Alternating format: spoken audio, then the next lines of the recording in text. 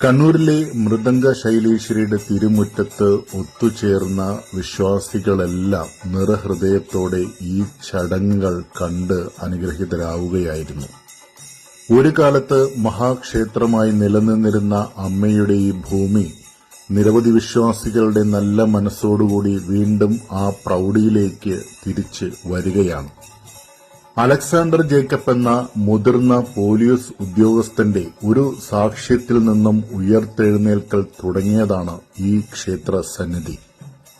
അങ്ങനെ നിരവധി നല്ല വിശ്വാസികളുടെ നല്ല കരസഹായത്തോടെ ഇന്ന് ക്ഷേത്രം പ്രൌഢിയോടെ വീണ്ടും ഉയർന്നു പൊങ്ങുന്നു. മുൻകാലങ്ങളിൽ നാം കണ്ടതിൽ നിന്നും വളരെ വ്യത്യസ്തമായി ഇന്ന് ക്ഷേത്രത്തിന്റെ കെട്ടും മട്ടും എല്ലാം മാറിയിരിക്കുന്നു. ഇന്നിപ്പോൾ 2025 അമ്മയുടെ തിരു ഉത്സവത്തിന് ചരിത്രത്തിലാദ്യമായി കൊടിയേറി ഉത്സവം നടക്കും എന്ന ആഗ്രഹ സബലീകരണത്തിലാണ് ഓരോ വിശ്വാസികളും. അതിനായുള്ള ധ്വജം ഇന്ന് അമ്മയുടെ മുന്നിൽ കൊണ്ടു നിർത്തി. ഇനി ഒരാഴ്ച നീണ്ടുനിൽക്കുന്ന സമർപ്പണ ചടങ്ങുകൾക്കാണ് ഭക്തർ സാക്ഷ്യം വഹിക്കേണ്ടത്. ഈ വരുന്ന മാർച്ച് 27 മുതൽ ആരംഭിക്കുന്ന സമർപ്പണ ചടങ്ങുകൾക്ക് ഒടുവിൽ ഏപ്രിൽ 3 ആദ്യ ഉത്സവക്കൊടി ഉയരും.